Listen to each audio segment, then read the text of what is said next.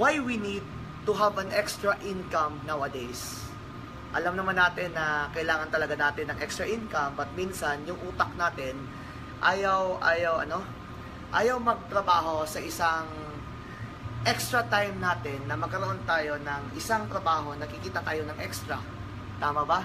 So, guys, wala lang. Gusto ko lang makatulong sa inyo para maintindihan nyo yung buhay na, ano yung buhay na kulang yung income mo, tsaka ano yung buhay na meron ka ding extra income.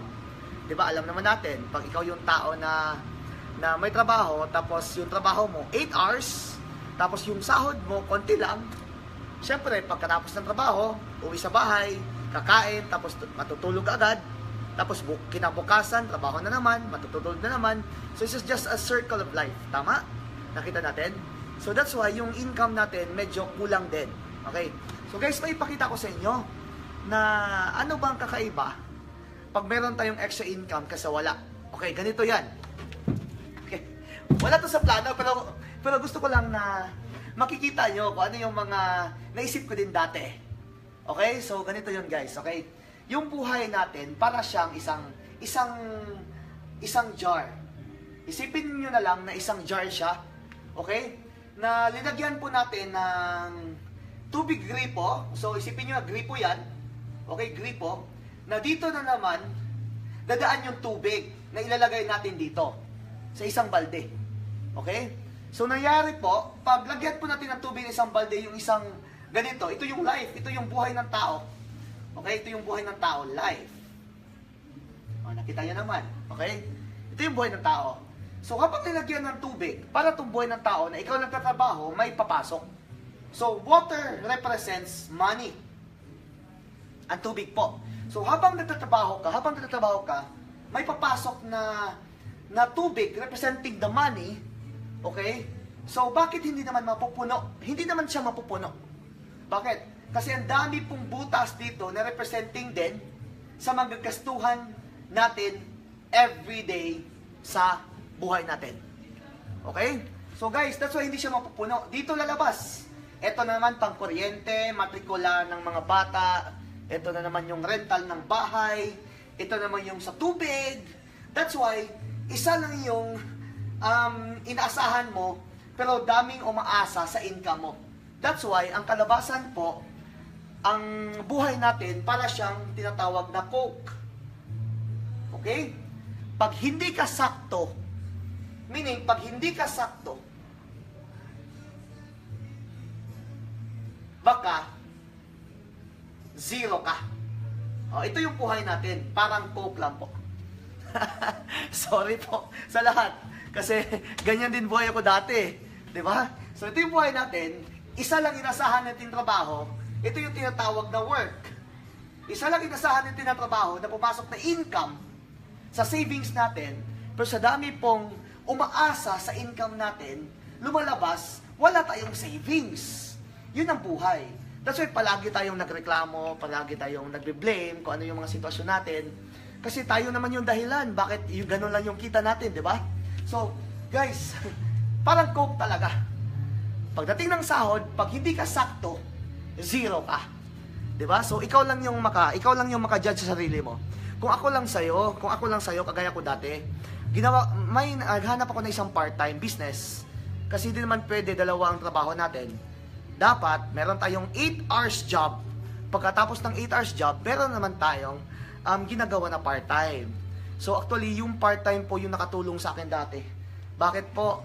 Kasi 8 hours job, kulang naman. Kasi meron tayong babayaran na bahay, yung kuryente, tubig, at tapos nagre-rent pa ako ng rent-to-own na motorsiklo. So, nangyari po, sobrang hirap po ng buhay. Okay, dati po akong isang delivery boy po ng isang malaking distribution ng tubig. Itago na lang natin sa pangalang Nature Spring. Matagal din ako doon, pero ang nangyari po, sa sobrang hirap, yun, na-open ako sa mind ko na magkaroon ako ng, maghanap ako ng mga opportunity. So background ko po, yun, trabaho ko dati, hiwalay, 2 anak, that was mid of 2000 na po. So, sa hirap ng buhay, trabaho sa umaga hanggang hapon. Tapos sa gabi naman, Nagpa-part-time ako. Ano part-time ko dati? Nagbebenta ako ng mga chorizo, nagbebenta po ako ng mga ukay-ukay. Tapos, yun, kulang pa rin. Nagbenta din ako ng halo-halo, nagbebenta din ako ng tinatawag dito yung mga basta ang dami, yung mga shake, okay, ng arroz caldo. Hanggang nakita ko po na maganda pala pag may part-time, maganda pala pag may income na extra. Bakit po? Kasi pagdating po ng weekend, nakasama ko yung mga bata ko, lalo na after church, pwede kami magsama na makabili na kami ng mga gusto nila. Kahit pa unti-unti, pero maganda po, nabigyan ko sila ng magandang experience sa weekend. Kasi ang pinakahirap po isang empleyado ko dati, pagdating po ng weekend, hindi lahat po ng weekend na may pera ako. Kasi yung sahod ko po sa 15 tsaka 30th ko lang makuha. Okay? So, sana nasundan nyo. Tapos yung 15th na salary ko, para sa boarding house ko, tsaka sa bayad sa motor po na rent-to-own ko. Okay? Tapos yung 30th naman, bago ko uwi kasi ng bahay, nangungutang po ako ng mga pagkain para sa dinner po ng mga anak ko. Okay, dalawang anak ko, punta ako sa boarding house, dala ko ng pagkain, inutang ko naman sa kung saan ako nagtrabaho, sa kantin. On the 30th of the month, yung sahod ko naman po, napupunta lang sa kantin. Lahat po, dinideduct. So, wala na akong kikitain sa 30th. Okay, paano na lang yung mga baon, mga allowances po na kailangan sa mga bata papuntang school. Everyday kailangan nila. So, doon ako umasa sa mga sideline ko dati, sa gabi. Okay, ang hirap po kasi magbenta-benta ko dati kahit ano-ano. Ang hirap po kasi goal ko dati 100 to 200 pesos every night na gusto kong makuha. Kasi sa morning, bili ako ng sardinas, bili ako ng kanin, konti. Tsaka, ang extra naman sa kikitain ko in the evening, ibibigay ko naman sa mga bata ko in the morning, sa mga baon nila allowances sa school. Okay, so yung goal ko dati before ako uwi ng bahay, kahit may 150 or 200 pesos lang ako na sideline. Okay? So yun, ibibigay ko sa kids ko. So pagkatapos ng trabaho ulit, sa gabi naman, nangutang naman sa kantin, pauwi na ng bahay. So pagkatapos nun, wala na naman. So doon ko na-realize, ilang taon ko na po ginagawa yung mga ganon. So nangyari po, doon ako nakaisip, paano kaya, pag ganito yung buhay ko sa kahirapan, kahit ano na lang ginagawa ko, tapos trabaho in the morning at the afternoon, so ano kaya, mapaaral ko pa yung mga anak ko sa high school. Guys, doon ako natakot. Alam nyo, hindi naman ako nakagraduate ng college, pero sabihin ko sa inyo, guys, kakatakot din eh. Okay, kakatakot talaga na hindi makagraduate. Bakit? Ang dinaanan ko po, nakatrabaho po ako ng kahit ano, mga delivery boy, mga kargador dati, wala pong mga promotion, wala pong mga opportunity na nahawakan ko. Okay, that's why nagkaroon ako ng mga sideline. Kasi hindi po kaya sa sahod ko yung buhay namin. Okay? Remember, I have 2 kids. Renting, nakukuha ka pa ng motor, at the same time kumakain pa kami 3, tapos sahod ko ganito lang kaliit, tapos yung gastos ko ganun din kalaki. So guys, parang puputok na yung ulo ko sa hirap eh. Gusto ko na sanang mag-abroad dati, pero ang nangyari, hindi ko rin kayang iwanan yung mga kids ko. So that's why ang ginagawa ko lang, alam ko kikita din ako sa Pilipinas. So yun, nagsikripisyo po ako, naghanap ako ng opportunity hanggang na-invite ako sa Global. So na-invite po ako sa Global, sobrang saya po kasi dito ako na-excited at dito ko nakita ulit yung mga pangarap ko. Global po yung nagbubuhay sa pangarap ko. That was late 2010 po. So nung na-invite ako sa Global, super ganda. Bakit? Ang good news doon, pinakita sa akin yung magandang product sa seminar room. Actually, ito yung office dito, kung saan ako nagstay at saan ako nakaupo. Ito po yung pwesto mismo na merong speaker dito. Tapos nakaupo ako na in-invite lang ako. So pagkatapos noon, grabe po kasi sabi nang nag-invite sa akin, sama tayo, libre kita ng pagkain. Yung mga 30 pesos, yung mga 50 pesos na dinner ko dati, sobrang happy na ako pag may maglibre sa akin. Kasi alam ko, 50 pesos ay isang worth na sa akin yun, may value na sa akin yun kasi alam ko yung 50 pesos maibigay ko naman sa kids ko in the morning. Okay, so ang hirap kaya pag magnegosyo ka, kikita ka ng 50 pesos profit, kung magkano lang yung binibenta mo tapos pinatungan mo ng konti. So yung 50 pesos po, marami ka nang mabenta nun. Yun ang dati. So pag ilibre po ako ng mga tao, katulad ng mga business seminar, attend ako dahil sa pagkain. Okay? So guys, hanggang dumating yung point na wala akong choice, naka-attend ko sa isang seminar. So, anong nangyari po, totoo lang, hindi ako na-excite sa product kasi ako yung isang tao na ayaw turuan paano magbenta, tsaka ayaw din bentahan. Ayaw ko talaga mga ganun. Bakit? Kasi wala na nga akong time. Wala na akong time sa sarili. Trabaho ko sa umaga, tapos sa gabi nagsa-sideline ako ng kahit anong binibenta ko para lang kikita, para to sustain kung ano yung mga kailangan ng mga kids ko in the morning. So, guys, nung inibita ako, pinakita yung product. Totoo lang, I'm bored sa presentation. Na boring talaga ako. Gusto ko nang umalis. Pero nangyari po, yung tao po na nag-invite sa akin, isa lang yung sinasabi niya para ako magstay. Tapusin muna natin seminar kasi ililibre kita ng dinner. So guys, sa sobrang excited ko, sige, nag-stay ako. So hindi ko akalain, 45 minutes na pala yung product presentation. Okay, pagkatapos to, nakala ko matapos na kasi sabi ng presenter, thank you guys, tapos na po ako. Pero bago ako alis sa entambladong to, meron lang akong tatawagin isang tao.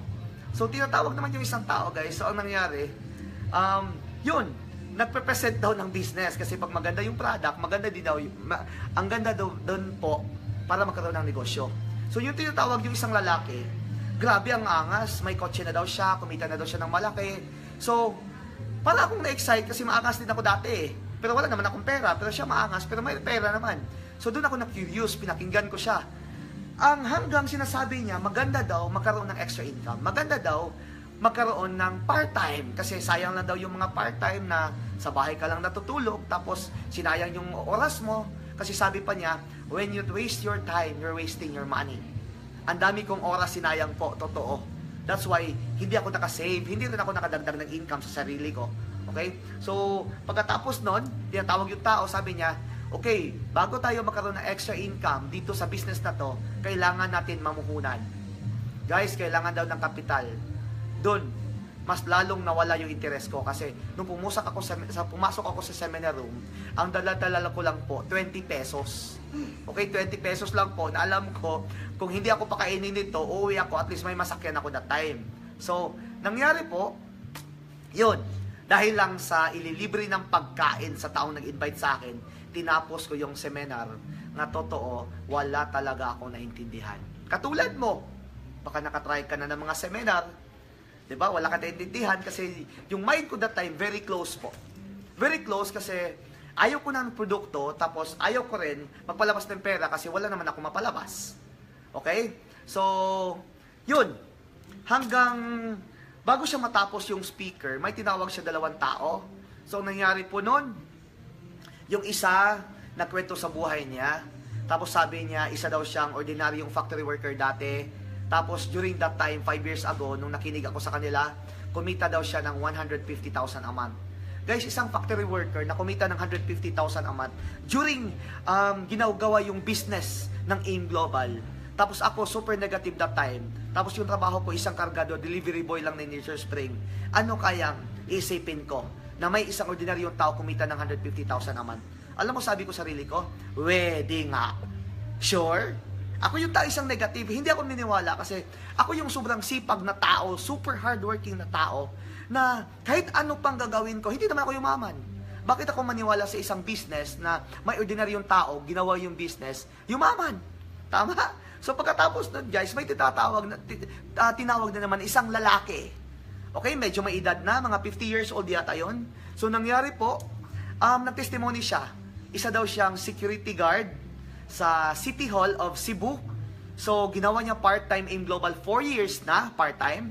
Tapos, nagtrabaho pa din siya bilang security guard for 24 years. Ang kakaiba daw na nangyari sa kanya sa AIM Global, kasi in 4 years time, nakabili po siya ng brand new na kotse. Guys, totoo, parang dinudurog po yung katigasan ko. Bakit? Kasi isang ordinaryong tao, isa naman security guard na nagkakotse, ang iniisip ko po, bakit ko hindi ito i-try? Bakit hindi ko isubukan? Ako naman yung tao na walang pera, tapos pinaaral yung mga anak, tapos problemahin yung mga tuition, tapos pag maghihingi sila ng mga matrikula o mga project, mabigla ako magagalit. Doon ko na-realize, Bakit pa pala ako galit? Kasi kulang ako sa income. Okay? Iba pala yung ugali natin pag yung income natin maliit, tapos ang daming demand na hinihingi sa atin na pera. So guys, pagkatapos nun guys, actually pagkatapos ng seminar, lalo na sa mga testimony ng 2 tao, so umuwi ako. Totoo, doon ko naisip, paano pag totoo po yung mga kinikwento ng mga 2 tao. Paano po yung buhay nila totoo? Ano nga na kayang buhay nila ngayon? Yung isa po, fourth career worker, kumita ng 150,000 naman. Yung isa naman, security guard, nagkakotse. Ako naman, ordinaryo, walang kotse, wala namang income na sigurado. So, sabi ko sa sarili ko, pag hindi ko to susubukan, ano kayang maibigay ko sa future sa mga anak ko? So guys, during that time, totoo lang, doon po nag-iba ang takbo ng isip ko. Doon nagbago lahat, na excited ako, humingi ako ng tulong kay Lord. Lord, tulungan mo ako, bigyan mo ako ng wisdom. Sana magbigyan po ako ng energy, magbigyan po ako ng excitement na mabalik po yung mga dreams ko when I was still a kid. Okay? Kasi gusto ko po matulungan yung mga kids ko. So guys, during that time, totoo lang, naghanap po ako ng pangkapital. Hindi po madali kasi yung kapital pa lang, hindi po ako nakasubok dati na nangutang ng more than 10,000 a month. 10,000. Okay? Kahit isang beses, ever since, hindi ako nakatry na mangutang more than 10,000 because of AIM Global. Guys, sinubukan ko. Alam nyo, nung naka-join ako sa AIM Global, ikwento ko na lang ng saglit. Yung naka-join ako sa AIM Global, grabe. Almost every night po, nag-a-attend ako ng seminar. Almost every night po, umuwi ako sa bahay. Dati, hindi ako excited. Pero nung nag-join ako sa Global, nag-iba na yung direksyon ng buhay ko. Hindi naman ako kumikita pa nung nagsimula. Pero totoo lang, ang sarap po ng feeling kasi ang dami pong nakamotivate sa akin sa office. Totoo pala yung AIM Global na pag mag-member ka na, ang unang ma-change sa'yo, yung isip mo. Pangalawa po, yung the way ka magsalita, maiiba na. Yung the way ka mag-take ng action. Tapos, ang pang-apat din, yung pasok ng pera mo, mag-iiba naman. Okay? So, doon ko na-experience po nung nagsimula ko. Alam mo, nung nagsimula, hindi naman ganun kadali. Kasi, syempre, lahat ng kaibigan, lahat ng kamag-anak, lahat ng mga neighbors, puro negative po sa business. Akala ko madali. That's why, na-excited ako mag-join kasi pwede kang yumaman sa isang ganitong puhunan. Tapos, AIM Global, akala ko mag-join sila kasi pagyaman na yung pinag-usapan.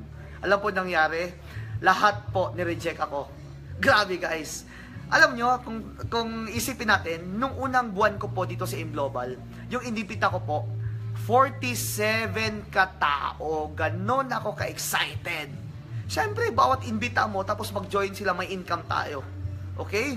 So, guys, alam mo, ilan kaya yung pumasok or naniwala sa akin after 1 month out of 47 na inimbita ko? Alam nyo, good news, sa awan ng Diyos, may isa pong naniwala. Isa. Isipin nyo isa. Alam nyo kung sino yung isa? Ako din, wala eh. So pinagtutuloy ko lang. Mas lalo akong na curious, bakit ba talaga mayumaman? Pero bakit ganito kahirap? Kung totoo pa tong mayumaman, bakit nahirapan kami? So guys, doon ko na-realize, bakit may mga mahirap, meron din mga mayaman. Naka-design kasi sa mundo na meron talaga mahirap o meron talaga mayaman. Tama? Kung ikaw papiliin, saan ka kaya gusto mo? Sa mahirap or sa yumaman ka? 'Di ba? It's really a chance, it's a choice. It depends on you. Kasi nakikita ko na yung buhay na mahirap ako, nakita ko na yung buhay na yumaman ako. So, pag ako yung papiliin nyo, mas maganda talaga yung buhay kung nasa taas ka. Kasi pag ayaw mo na sa taas, kasi naboboard ka rin sa ganda ng buhay, anytime pwede mong bumaba. Pero paano pag nasa baba ka? Tapos, ayaw mo ng buhay sa baba. Pwede ka ba umakyat anytime? Guys, ang hirap. Magawa lang yan pag may AIM Global sa buhay mo. Okay? So guys, on my first year and a couple of months doing AIM Global, ganda po sa nangyari. dito ko po nabili yung first brand new car ko noong 2012, Mazda 3 2012 model po. Sobrang saya ko. Bakit? Sa unang 3 araw nung paglabas ng kotse ko, totoo, doon ako natutulog sa loob. Bakit naman? Baka nanakawin pa. Pinaghirapan ko ng mahigit 1 year yun. Tapos nanakawin lang ng iba. Guys, binabantayan ko yung kotse ko. Wala naman kaming parking lot, sa labas lang ng bahay, ang daming dumadaan ng mga truck, mga tao, nakita ko sa loob kasi hindi ko pinatint. Alam nyo ano nangyari? Guys, doon ako natutulog. Totoo. Sobrang excited. Yun ang pinakamaganda ang excitement sa buhay ko. Alam mo, to make it short, dumalaki yung grupo ko, tapos mga testimony po ng mga anak ko, sobrang ganda, sobrang saya na. Bakit? Natutuwa na yung mga anak ko kasi dati po, pag hindi ako makabayad ng tuition, sabi ng kids ko, pag hindi ka makabayad or makibigay sa akin ng resibo ng tuition fee ko, hindi na ako mag-aral. Pag wala kang madalang payment or tuition fee na permit, mamayang gabi, exam namin bukas, hindi ako tutuloy sa school bukas. Guys, gaano kahirap pag wala tayong pera? Diba, matatakot din tayo sa anak natin. Hanggat nung kumita akong malaki, totoo, wala akong utang sa school. Lahat po bayad. Lahat po ng plans po sa cellphones ko, sa Sun ko, tsaka sa Globe ko, totoo, advance payment lahat. Yung kuryente, advance payment, itiisin mo. Ang ano pala, yung kuryente, pwede mo i-advance, yung tubig, pwede mo i-advance, di ba? Tama? So guys, ang ganda dito, kasi pag may pera ka, binabayaran mo na lahat, okay? Pero minsan din, yung may pera din tayo, lahat ng tao, kahit wala kang pera o may pera tayo, di ba, meron naman talagang ang tao, meron naman talagang kanya-kanyang problema. Yung walang pera, yung problema nila, yung mga bayarin sa bahay. Katulad nito, isa lang yung pumapasok na income. Tapos daming umaasa, tubig, kuryente, matrikula, rental ng bahay, kung ano-ano pa yung mga inutang mo sa karinderya. Tapos isa lang inasahan mo. That's why, ang laki ng problema. Ito papakita ko sa inyo. Okay? Isa sa ipakita ko sa inyo, ganito. Ganitong structure. Okay? Nakaupo lang po ako, pasensya na. Okay, ganitong structure. Tingnan nyo, pag yung problema mo, level 3 po yung problema mo. So meaning level 2, okay, ano ba to, okay? Level 2, tsaka level 1, okay, tingnan mo. Pag ito yung problema mo, level 3, okay? Tapos yung income mo, level 2 yung income mo. Tapos yung expenses mo, level 3. Ano kaya makikita mo? Malaki ba problema o hindi? Siyempre po, malaking problema pag level 3 yung expenses. Bakit? Mas maliit yung income kaysa expenses mo. Paano kaya pag yung income mo pang level 5 po? Yung income mo level 5. Ano kaya tingin mo sa problema mo? Di ba maliit lang? Okay. Ang sekreto po, kung gusto mo pong maging masaya sa buhay, dagdagan mo income mo. Simple lang. Siyempre, maniwala ka, ipasok mo yung AIM Global, okay? Ipasok mo po yung AIM Global sa buhay mo. Do it part-time, wala namang mawala eh. Dagdagan mo yung income mo. Di ba? Pag may dagdag income ka na 1,000 in a week, maganda na yan. Paano pag may kita ka ng 2,000 in a week, mas maganda yan. Paano magkaroon ka ng 5,000 in a week? Alam nyo guys, tinuloy-tuloy ko yung AIM Global. After doing it for consecutive years, seryoso, nakabili po ako ng Hammer H2, yung kulay itim. Ang maganda po, hindi siya ordinaryo ngayon, may value na pong Hammer natin. Bakit? Isa sa napili na mag-volunteer na doon sa sakay po yung presidente natin na si President Digong Duterte. So doon kami nagkasama, kung makita mo lang yung profile ko, sakay po siya sa kotse natin na Hammer, sa kulay itim. Ako yung naimbita kung during the campaign period, na doon talaga siya sa likod ko. So, ang ganda ng feeling kasi ngayon, presidente na po siya. Okay? So, pagkatapos ng election, nakadecide din ako na bumili na naman ako ng isang bagong kotse, yung tinatawag na Land Cruiser Prado. Tapos, yun na ang sinasakyan ko ngayon. Okay? Ang ganda na buhay sa edad ko po, sa nalagyan ko po sa buhay ko ngayon. 'Di ba? Ang saya kasi dati ako yung nagda-drive sa ilang taon, ngayon po may driver na rin tayo. 'Di ba? So, kung saan tayo bababa, doon lang tayo baba. Kung saan tayo bumaba nga, doon din tayo susunduin, 'di ba? So hindi na tayo problema sa parking. Okay, so maganda kasi pwede rin tayo kumakain sa mga pungko-pungko, yung makdo-makdo, okay? Okay? So guys, basta ang ganda po ng buhay. 'Di ba? Yung problema ko ngayon, meron naman din. Pero yung problema ko, pagising ko sa umaga, nung naliligo ako, pagdating ko sa baba po ng bahay, may pagkain na, tapos paglabas ko, ang unang problema ko, anong kotse ang sasakyan ko pag alis ng bahay? Isa sa problema ko 'yon. Okay, kasi minsan, isa na lang ginagamit ko, yung iba hindi ko na nagagamit, baka masisira lang. That's why isipin ko, yung iba, gagamitin ko at least, merong once every 2 weeks. Pero yung Prado, everyday ko ginagamit. Okay? So, iniikot ko lang yung 3. Okay? So, tapos, yung isang kotse ko ngayon, binigay ko na sa parents ko. Yung unang kotse ko, yung pinahirapan ko sa ilang taon. So, I'm so proud and I'm so privileged na nakatulong ako sa parents ko na dati multi-cab sinasakyan niya, ngayon kotse na po. So, hindi na yung kotse kasi nagawa 1 million, 1.2 million din yung amount ng kotse ko. Okay? Ang saya ko kasi pinasaya ko rin yung mga magulang ko. Okay? Binigyan ko rin sila ng mga allowance konti, pero at least masaya na din. 'Di ba? Ang question ko lang, when ka last nakabigay sa parents mo kahit 5,000 lang or 10,000 lang? Na-remember mo pa ba? Yung huling bigay mo na pera na cash.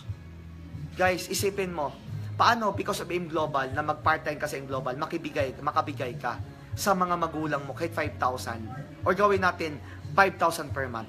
Ano kaya yung feelings nila? Okay, subukan mo. AIM Global lang po ang makagawa niyan. Okay? So, I'm doing the business. 5 years na po. Almost 6 years mahigit. Tapos, nakabili na po ako ng lupa. This year po, magbibuild na po ako ng malaking bahay. Kung pwede, mansion na po. Lagyan ko ng swimming pool. At alam ko, ang dami kong target na mga goals ngayon na pupunta po ako ng abroad magbakasyon. Ipatry ko din sa mga kids ko, bakasyon kami sa abroad. Okay? So, sama ko din, itreat ko din sila sa Boracay kasi last week po, tinitreat ko yung mga leaders ko, mga 15, mahigit sila, tinitreat ko sa Boracay. All expenses paid po, kasama airplano, yung tinitirahan, tsaka mga rides sa Boracay, okay? And I encourage you, pag ikaw pong member ng Shogun Empire, sa grupo po natin, humataw ka this year. Kasi yung top 10 po sa buong grupo natin, this year, dadalhin ko po, all expenses paid, prepare nyo lang yung passport nyo. Sama-sama tayo sa Singapore. Ako sagot sa lahat ng gastusin pagkasama kita sa Singapore. Hatawin po to ng todo. Who knows, yung mga nangyari sa amin, mangyari din sa inyo. Tama? Okay? So guys, do this part-time. Pag may trabaho ka ngayon, open yourself to have a part-time income kasi pag may part-time ka, may ma-invite ka ng mga tao ka nakatrabaho mo. Tapos sasabihin ng iba, mas mabuti ka kasi full-time ka na. Paano pag part-time ka? Mas maganda pag part-time. Pareho kayo ng sahod, pareho kayo ng trabaho, pero maganda, meron kang extra income na wala sila. That's why yung mga tao sasama sa'yo pag iimbitahin mo dito sa negosyo natin. Okay? So guys, yun lang muna.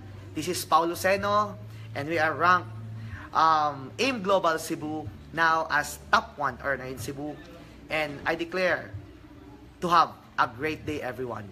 Happy networking. God bless. Bye-bye. Bye-bye.